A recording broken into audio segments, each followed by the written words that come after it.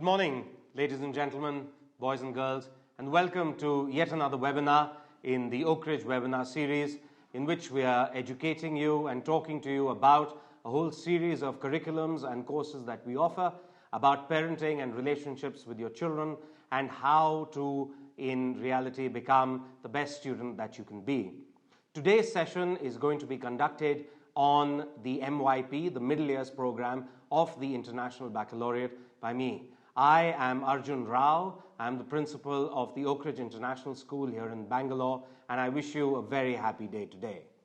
What are we going to be talking about? We're going to be talking about very briefly about the IB and its philosophy and the driving forces behind its philosophy.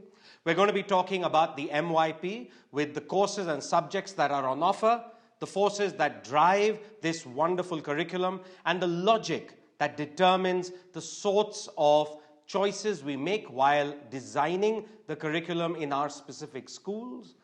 We're going to be looking at assessment in the MYP. Naturally, this is something that is extremely important for all of us, particularly because it culminates in grade 10 and what that signifies for a child's future.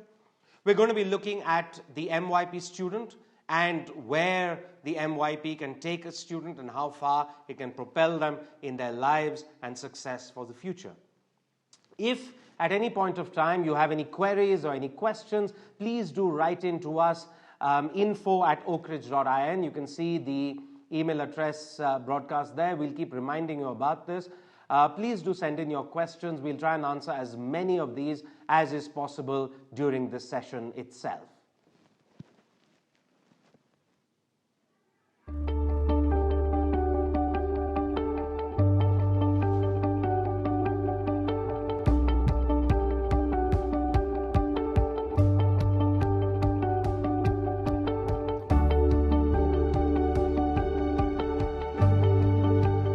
First impressions of the MYP were, wow, this isn't a traditional setting.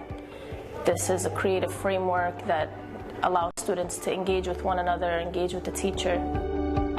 The MYP, it allows the teacher to be more of a facilitator, and that I like. I like being able to go around, seeing the kids work together, helping themselves, helping each other. Really focuses on the person as an individual thinker, an individual learner, and somebody that is creating their own pathway. I love being able to nurture their individual strengths, and that's what the MYP does. I don't want the students to just think that science is science and art is art, and that's something that the MYP really nurtures. It nurtures that cross-collaboration. So one of the main ideas for MYP is we emphasize the holistic learning. So we're not looking into how long the essay they can produce, but we're actually assessing their understanding and analyzing skills. The way we learn is different because we understand what we're learning, we don't memorize it. Porque se focaliza mucho en el proceso. Lo importante es el proceso de creación, el proceso de construcción, el proceso de adquisición de conocimiento. Además, se les hace siempre al final de los proyectos una reflexión.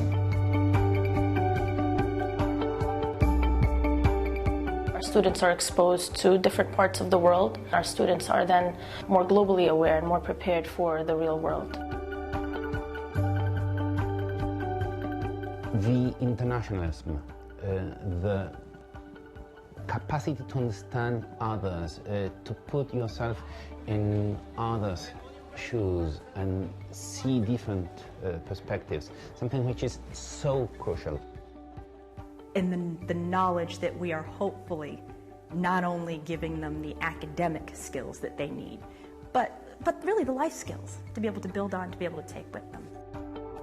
En gros, à l'école, on apprend à travailler en groupe, à organiser, et du coup ça nous aidera pour notre futur. On pourra travailler avec des personnes qu'on n'aime pas forcément, mais ensuite on pourra faire des grandes choses et améliorer le monde. And then we have the assessments that are used around the world that really put the stamp on the rigorous instruction. They're going out with a sensitivity as to their role in the world. and the MYP provided them with some of the most valuable tools.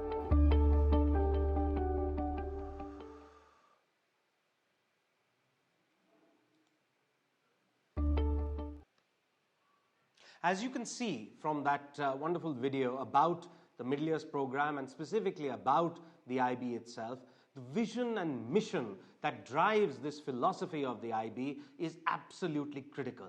It is the center of all the programs that the IB offers, whether they are the primary years program, the middle years program, or the diploma program, or even the career certificate.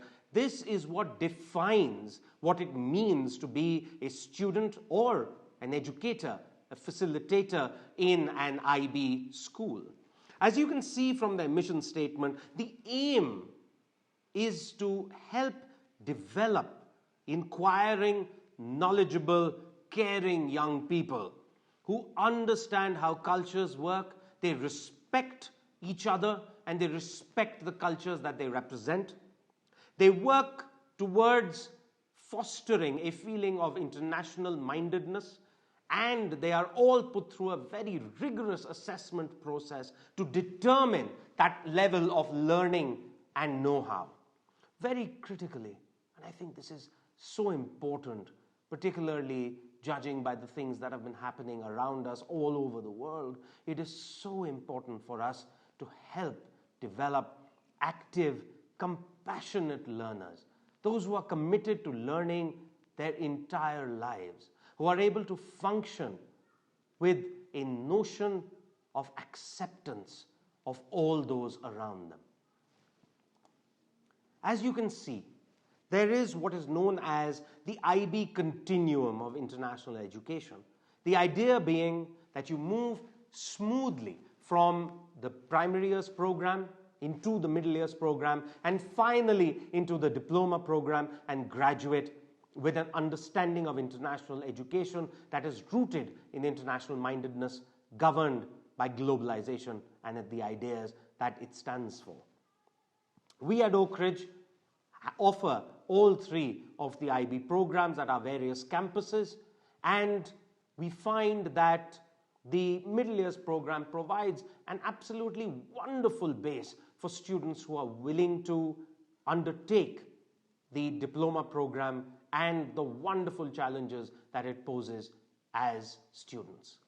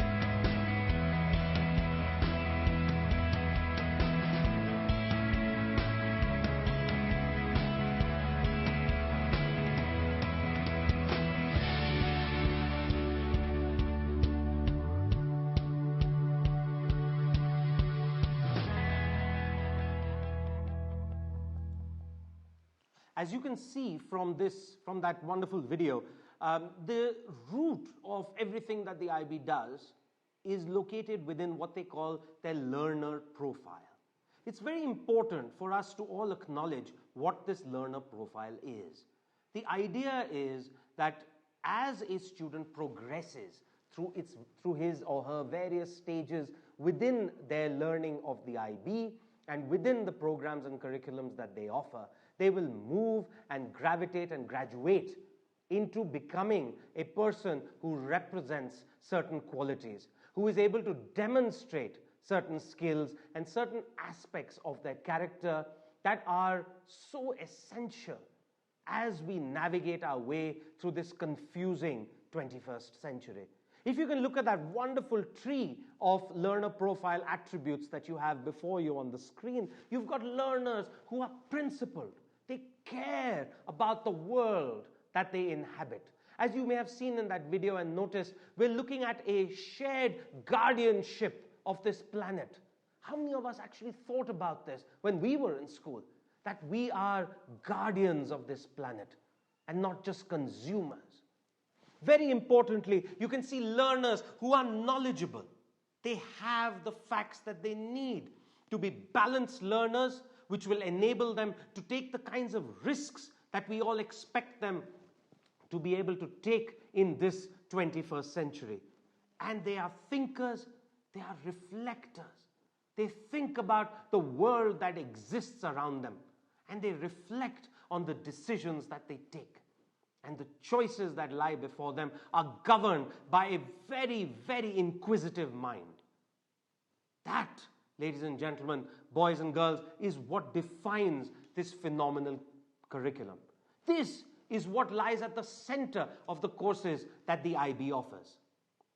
Once again, ladies and gentlemen, questions, if you have any of them so far, about the IB and its philosophy, a little bit about the MYP that we've discussed, please do write in to us, info@oakridge.in. We've already got a couple of questions that are coming in, and we're going to try and get to them as soon as possible.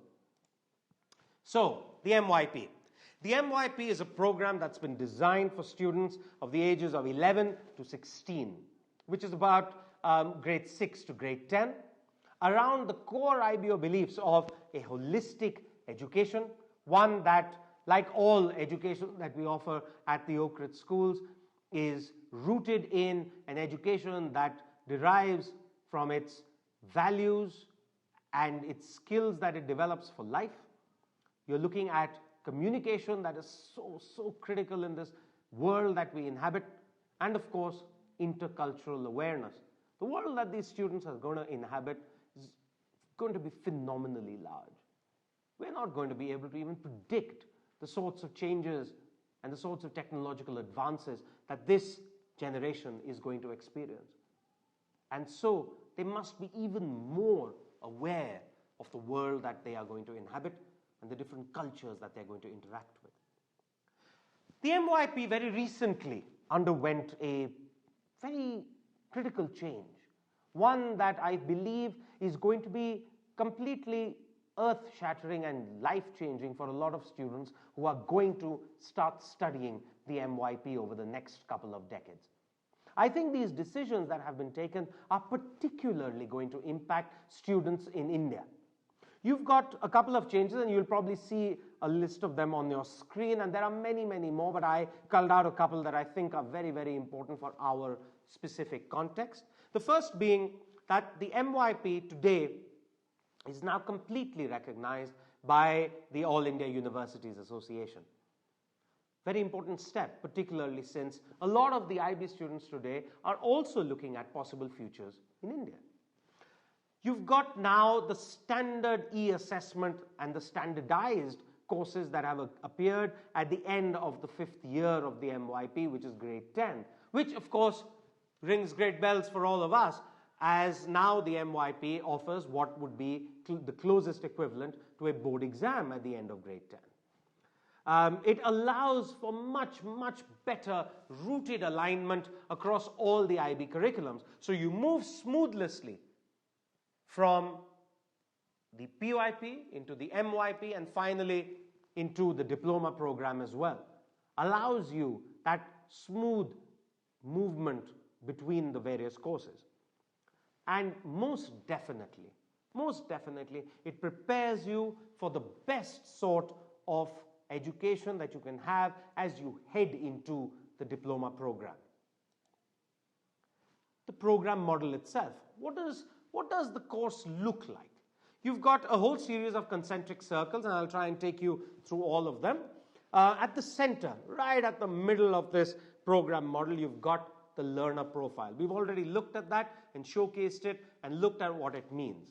It's neatly surrounded by what are called approaches to learning and the approaches to teaching. These are the various skills that students and their educators and facilitators are expected to demonstrate over the course of the MYP course. You've got concepts and global contexts. These set the stage, really, for the learning that is going to happen in any of the subject areas that students are going to undertake. You've then got the community project and the personal project, which I'm going to talk about a little bit when we look at assessment very soon. You've got action and you've got service. Action, I think, is very, very important. We've all got beliefs, but until we act on them, until we see how students are demonstrating their learning, it is absolutely impossible to gauge whether they've got what they need to know. Finally, you've got the various subjects that we offer. You've got studies in language and literature, which is really the first language or language of instruction. You've got, and I'm moving in a clockwise direction over here, you've got individuals and societies, which is really the humanities courses or the social studies as we often refer to them. You've got math. You've got design, which could refer to product design, software design, fashion, food. You could look at anything over there. You've got the arts, which is really visual art, or you've got the performing arts, music, drama, and dance. You've got the sciences, which you can study either as discrete disciplines, you could study it as an integrated science program. You've got physical and health education, I think such an important course. It's perhaps the only curriculum, the MYP, that encourages students, and you'll see when we talk about assessment what that means, to treat physical and health education at the same level as any of the other courses that they study. You've then got language acquisition, which is which is really the acquiring of skills in a particular language that is not a language that you are closely familiar with or have learnt before. So 8 subject groups, learning through inquiry-based classrooms, a combination of phenomenal internal and standardized external assessment.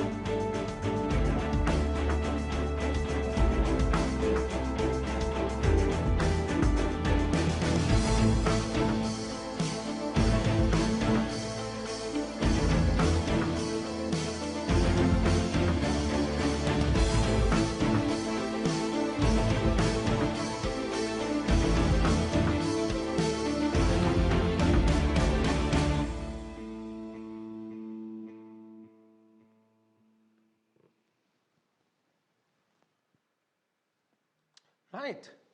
That video is rather illuminating, isn't it? You're looking at 21st century skills. You're looking at what students need to be able to do, looking at what teachers need to be able to do. What a phenomenal task. Today, I think, and those of you who are teachers, educators, those of you who have children, have interacted with your child's teachers, know exactly what teachers do today. The MYP has built in these skills into their curriculum. Now, these aren't assumed skills that students will have by just the sheer virtue of being in these classrooms. Very importantly, you have these skills being taught explicitly to students. And you've got a chart of them in front of you. You've got organizers and skill clusters that students are expected to have. And if I look at a couple of them, you've got, for example, social skills. The social organizer. Under that, you've got collaboration. How important is that in the 21st century? Surely, none of us will survive without it. In the workplace, if you look at the skills that are listed before you on the screen, in the workplace, we keep bemoaning the lack of the ability of students to be able to do this, of young people who join our organizations, and we all say that, hey, no one is really able to demonstrate categorically any of these skills. You've got research skills to be able to use information and make sense of it. Today, we are bombarded with phenomenal amounts of information. What are we going to do about it? How do we decode what that even means? The MYP allows students to learn how to use this information wisely. Once again, ladies and gentlemen, boys and girls, if you have any questions, info@oakridge.in, that's the email address. There's also, next to the screen that you're probably seeing this on, there will be a chat window, which you can also use to type in some of your questions, and we'll be able to get to them as quickly as is possible. Let's look at assessment. So important. We're all going to be talking about it. We're all going to be very critically and crucially asking questions, particularly since this links into so phenomenally the class 10 results and the impact that has. So we're going to briefly look at this. You've got three components that we're going to perhaps study a little bit today. You've got one, criteria-based internal assessment, which includes formative assessments and summative assessments. You've got the final year or grade 10 personal project, and you've got the standardized e-assessment for students in year 5 or grade 10. The assessment model itself is designed in a way that it is continuous for students.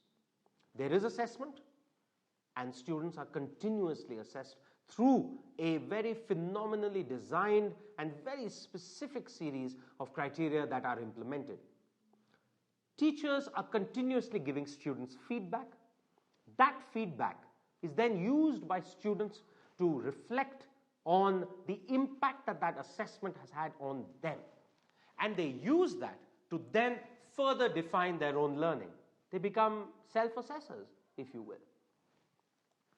The assessment model itself is not a surprise to a student. Sounds different from what we're all used to, isn't it? We all arrive for an exam and you kind of know what you're going to be asked. In the middle years program, in fact in the IB in general, students are encouraged and teachers are encouraged to share learning rubrics, which I'm going to look at in a little while, with their students. Their students must be able to know exactly what they're going to be assessed against. That's only fair, isn't it? If you look at the assessment criteria that is on this table before you, I know it looks very complicated, but I'm just going to quickly go through it so that you have some idea of what we're talking about. Let's look at the first subject group that you've got there, language and literature, the criteria in this subject. Criteria A, analyzing, B, organizing, C, producing text, D, using language. And you've got, if you look at attainment value and then you let your eyes drift all the way down the screen, attainment value for every single subject and every single criteria is the same. All subjects are given equal importance. if you look at language acquisition, which brings us to a very interesting contrast between the two sorts of languages you could learn. A, comprehending spoken and visual text. B, comprehending written and visual text. C, communicating in response to spoken, written and visual text. D, using language in spoken and written form. Totally different.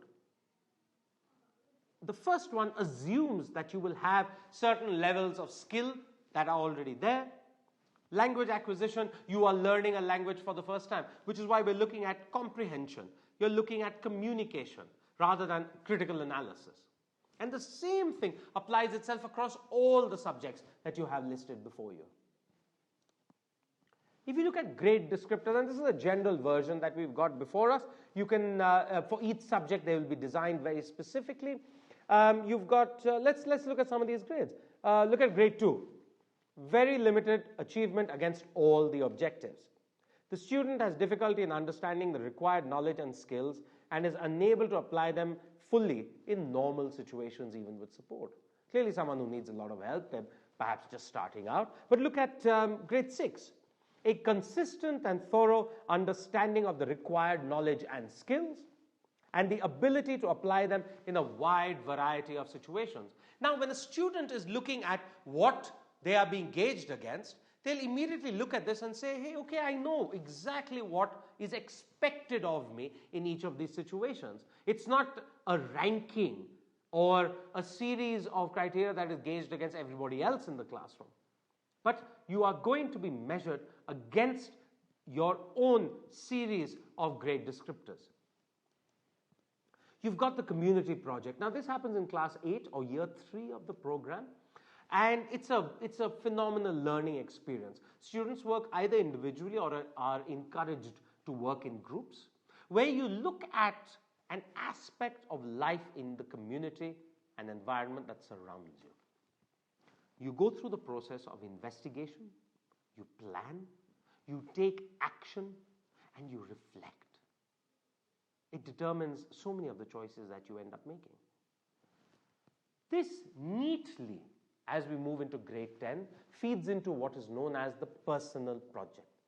This is the project that each student undertakes by themselves. The learning that they've gathered through the grade 8 community project feeds into the grade 10 personal project. And you've got, again, students, now this time individually, investigating, planning, taking action, and reflecting. And this feeds into, if you're familiar with the diploma program of grade 11 and 12, it feeds into the extended essay of grade 12. As I've already mentioned, it is an excellent learning opportunity for all students who are looking at moving into the diploma program. Once again, ladies and gentlemen, questions are available at info@oakridge.in. You've also got the chat window that's right next to you. Please do use either of them to send in your questions, comments, or suggestions. The middle years program, as part of their endeavor to be at the cutting edge of what it means to be in the 21st century, has introduced e-assessments for grade 10 or year 5. And yes, you've heard that right, e-assessments, electronically done on laptops, on desktops, on other devices that are available to students, because that's the world that they're going to be inhabiting, right? So why gauge them in a process that they're not familiar with?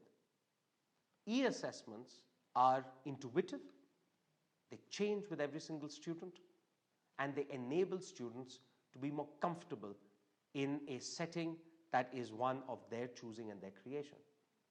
You've got e-assessments in a whole range of subjects, and they're complemented by what are known as e-portfolios. And we've got a short video in a little while that will enable you to understand how e-assessments work a little better.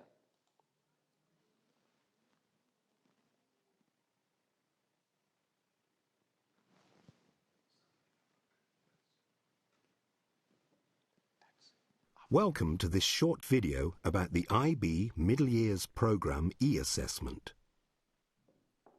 On-screen examinations are part of the new, innovative, optional MYP e-assessment model. This new model will be the route to the IB MYP certificate from 2016. This video is specifically about the on-screen examinations and uses sample examinations that were trialled in 2013. The on-screen examinations do not rely on an internet connection during the examination. A custom-developed software platform is used to deliver the 2-hour-long examinations. Great care has been taken to ensure that the software is easy to use without training, and the design was well received in the early user trials. You can see the simplicity in the presentation of the information on the screen. The main screen is split into a panel for browsing and viewing questions and a panel for navigation. The top of the screen has candidate information and provides access to a number of features. Question 1 has rich stimulus material. In this case, it's a video. This allows the student to collect their own data for the response. There is space for a candidate to enter their response. In this case, it's a simple text box. The navigation panel on the right-hand side acts as an organizer, giving you rapid access to all of the questions. If we want to close the question and return to browsing the question list, click the X in the top right corner of the question. This doesn't lose any of the student's work. There is a clock on the top right of the screen. Candidates can set this to different modes to help them keep track of their time. Bookmarks are a way of quickly returning to a specific question or question part. See how the bookmark is added to the response, and you can see the bookmark icon added to the question in the navigation menu on the right-hand side.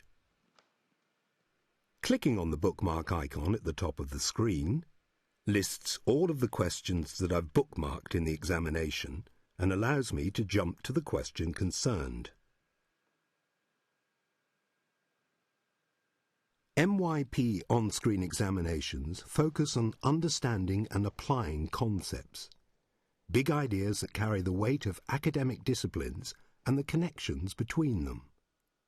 This innovation in examinations is best demonstrated by looking at how specific features are used by the examination authors and applied to the trial examinations. Let's start by looking at the history examination. The sources necessary for answering each question are always on the screen, using carousels of material and sticky materials that always remain visible even when scrolling through questions. The sources can include a variety of texts, sounds, images, and data. Questions challenge students to think critically and creatively. Tasks focus on analysing, synthesizing, and creating meaning in multiple contexts and real-life situations. Because tasks focus on conceptual understanding, students are able to engage with the examination by bringing to it what they know and have studied in school settings.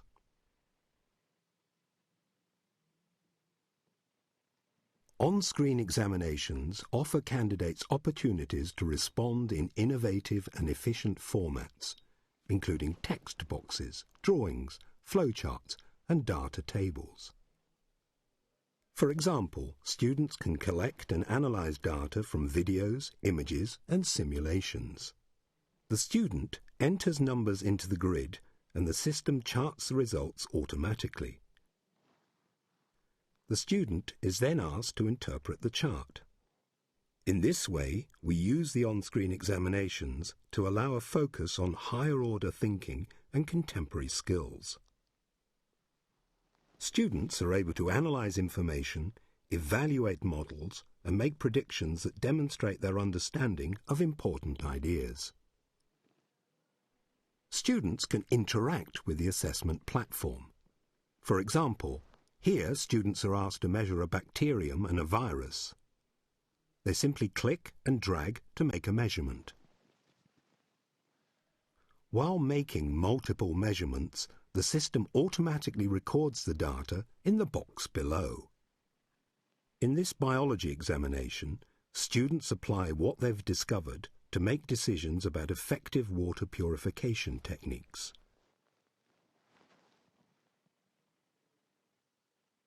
Reading, thinking and writing are always an important part of the MYP assessment model. In this example from a language and literature exam, an image provides the stimulus for a creative writing task. The candidate is able to respond from their preferred perspective. The on-screen examination allows students to work in familiar environments, and the majority of candidates in trial examinations preferred responding by keyboard over a traditional pen and paper format. And here we're making relatively unsophisticated use of the technology because this type of question doesn't need it. It's the right tool for the job.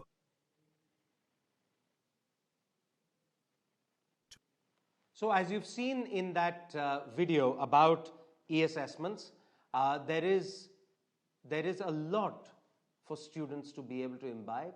The exam or the e-assessment is, as is defined, completely intuitive, works with students in a format that they are completely familiar with. Of course, if you would like to learn a little bit more about the e-assessments, please go onto the IB's website.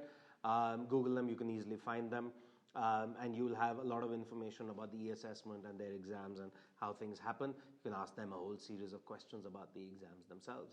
Of course, a lot of information is also available on the IB website, www.ibo.org, which should be able to really help you find out a lot more about what you need. So, a recap. What have we discussed today? We've talked about briefly the IB and its philosophy, what they stand for, what they're all about, and what are some of its driving forces. We looked at the learning profile and what exists at the core of all its programs. We looked at the MYP and how it functions. We looked at the program model. We looked at how the learner profile works within the MYP, how we've got various sorts of subjects and subject choices and how they exist. We looked at the students' experience in the MYP coupled with the assessment that they'll undertake, the kind of learning that they'll go through. We saw in all of those videos that an MYP student's life is rather exciting. We looked specifically at assessment and how it functions and what it all means. I should, before we get to our questions, mention that our next webinar will be on the 9th of January at 11 a.m. It's by Ms. Sumita Bhattacharya. She's been with us for years and she talks a lot about parenting specifically. She's done some phenomenally successful sessions for all of our parents and helped a lot of people who've been looking for that sort of advice, specifically on 21st century parenting. I talked to you about 21st century curriculums. She's going to talk to you about 21st century parenting. Which brings us to questions. We'll take a couple of them. I've been able to club a few of them that we've got before us. Perhaps predictably, the first of these is about the e-assessments and what they mean. E-assessments versus written exams. The question, and actually we've got 2 or 3 of them, so I'm just clubbing them. We've got them about e-assessments versus written exams. What is the advantage? Well, I think one very obvious advantage is that this is a format that students are completely familiar with, that they are, I think, in favor of. We've got technology in a lot of classrooms today across the world, and I think it is a format that must be exploited for a student's benefit. I also think that the world that they're going to inhabit is going to be one that is completely determined by technology. But I think there should be a word of caution here. It doesn't mean that students don't learn how to write. I think that's a skill that we will always need to have. But I think we need to, as curricular bodies, as schools, as educators, embrace technology, embrace what it means to be in the 21st century, embrace that change that exists around you. And I think you'll find that your students are already halfway there. Right, the next one about colleges. I think my comment about universities did spark a couple of questions. So we got some questions about universities in India, some question about university abroad. So let me look at colleges and how they react to the MYP and acceptance that exists. Universities all over the world recognize the courses offered by the International Baccalaureate as being among the most challenging school leaving exams that you can ever give. And a course that prepares you for it very well is the MYP. The MYP is recognized by universities all over the world, most definitely by universities in India. You have a certificate that you will get, exactly like a board exam certificate and mark sheet that will list that you've completed the course of study of the MYP, you've done the e-assessments, you've submitted the e-portfolios, you've got all the credits that you need to be able to qualify for that certificate, and you can then move on smoothly to the diploma program as well, which is really important, because all the various aspects of the subjects that you study, they neatly fit into what you're going to study when you're in the diploma. You're going to look at aspects of the curriculum like action and service, which feeds into the CAS or creativity, activity and service within the diploma program. You're going to look at the personal project that feeds into the extended essay. These are things that you will not need to learn all over again, or even for the first time when you're much older. I think there are only advantages to studying the MYP, particularly if your mind is set on studying the diploma. And of course, the myth of the diploma versus university choices in India has long been dispelled. So as you all know, that it is most definitely possible for students in India to study the diploma program and then head into colleges in India, and acceptance rates are phenomenal and completely there. The MYP neatly fits into that as well. So I'm not really very worried about this being an aspect that should deter you from choosing this wonderful curriculum to study. We've already looked at the links with the diploma program, so I'm not going to spend more time over there. There is one question someone's asked. I've heard that there are no textbooks in the MYP. How do students study? How do they prepare themselves? I think what I should make very clear is that the IB has a very important aspect of its philosophy that says that students should not allow themselves to have their learning dictated to them. Just like when we're older, we make choices ourselves and we decide what's going to work, what's not going to work, what we're going to do with our time, with our learning, with our experiences. The International Baccalaureate encourages students to do the same. They encourage students to have their own information, their own language, and be able to then make their decisions based on choices in a balanced and reflective manner. Now, a textbook immediately nullifies that choice. It immediately nullifies the fact that we are encouraging independent, self-motivated learners. The minute you start telling people what they should do, what they should learn, how they should function, you've taken away the joy of learning. But this does not mean that there is no content.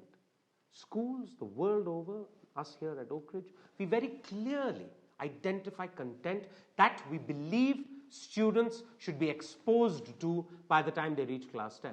Our courses here are mapped against curriculums that exist in India, national curriculums, the National Curricular Framework that enables us to know what are the learning outcomes and learning objectives that we expect all our students to complete their grade 10 learning with. Once they reach that stage, they are at par with learners anywhere else in the world. Textbooks, we find, actually bind their learning. They don't expose them to the sorts of experiences that we here at Oakridge and in other MYP schools are hoping for our students to be able to experience. Well, ladies and gentlemen, that brings us to an end of this webinar. Again, I should mention before we wrap up that our next webinar is on the 9th of January 11 a.m., yet another Saturday. Please do take time out. 21st century parenting. As parents, we're all in it.